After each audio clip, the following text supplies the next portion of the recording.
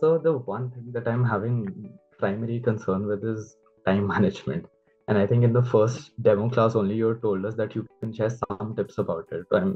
It's just Yeah, sometimes get hard, like you're already exhausted from all the classes and the physical work that you've yeah, done in the day. So it's gets quite hard to like manage the time at home then study for 2 3 hours, especially this last week when we had like LSAT RCs to practice at mm, home and I had a few internals, so it was just getting hard to manage my time. And I know I had a call with you last week about taking another extra class in the middle of the week. So just yeah. having all of that, even the two classes on the weekend and doing that work is getting a little tough for me right now. Got it. No, Nakul, see, one of the things that you have to understand is that finding the time when you're productive is the first thing, right? And for like you're still in college right now, right? Most people that you find in the class are actually working full time. So you can imagine like how much harder it would be for them to be able to find the time after office. So one thing that I did personally when I studied for the exam back then, in 2013, I used to basically get up at least like 2 hours or 3 hours before leaving for the office.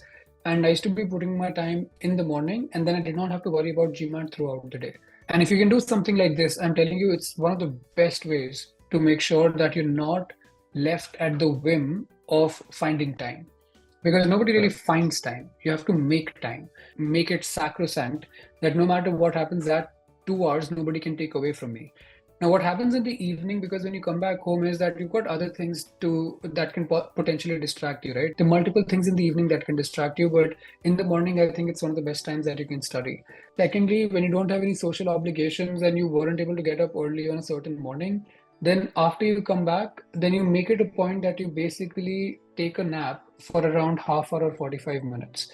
And I can't really tell you the extent to which it has helped me because especially in the last 1 week or 10 days when I had taken break from work and I said that I'm going to be immersing myself into GMAT almost like 10, 12 hours in a day. Um, just the only way I could actually function in the latter half of the day, the second half of the day, was if I was able to squeeze in a half hour or 45-minute nap time. I'm particularly someone who's a little weaker in the RC section, in the verbal section than in the quant section. Like quant is something that I still manage to get by in the RC section. So would it be good if like with all the work you've given for especially CR in today's class, I continue doing a little of verbal and one passage or two passage every day to keep that flow going? Because right now I'm not as Absolutely. confident even after taking some of the LSAT mocks. When you think about 15 questions, as I mentioned, you can spend 8 or 9 minutes in a day. Most people would be able to get that done within less than 1.5 hours.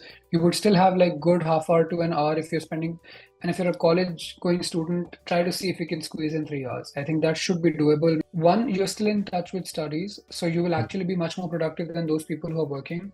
Second, if you can actually put in 3 hours, you can aspire for a much higher score than you otherwise would get in 3 to 4 months.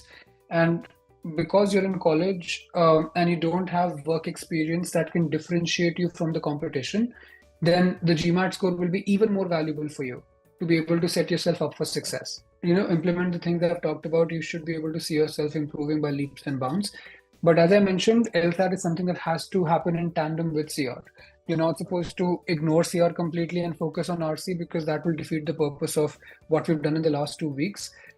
So yeah, strike a balance and do at least like 2 hours of CR practice, 1 hour of RC practice. That I think you should be able to manage.